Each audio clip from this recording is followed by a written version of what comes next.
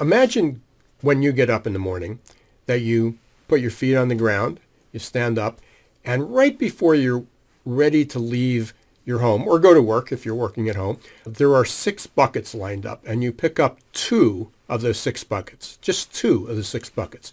And those are the buckets that you value the most, that you hope that you can fill each of those buckets with rewards and recognition and whatever other means.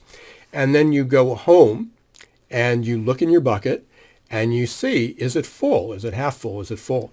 And the more full it is, the more fulfilled you feel, the more purposeful you feel, the more meaning there is in life, because you got up, you did your job, you went out, you carried your 2 buckets, they were filled.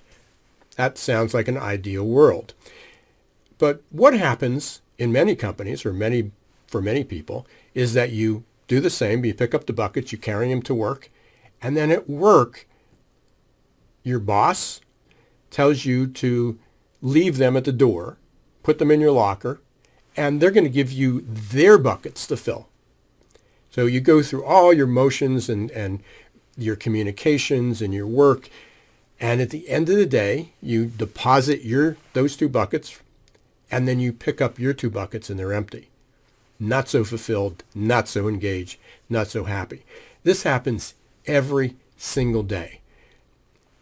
Helping understand what is meaningful for different people, what their purpose is, what energizes them, what they value is a fairly simple task that you can utilize the Business Motivators profile, which is based on the work of Edward Spranger, and identify whether people are motivated by learning, by humanities or environment, by money, by power and competition, by community, or by doctrine, a particular belief system. It doesn't make them good or bad.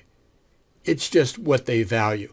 And then you can make an attempt to help them fill their buckets, or you can make a decision that maybe this relationship or this employment is not the best thing for you and them, and help them go to a place, find a business, find an environment, find themselves where they can get those buckets filled.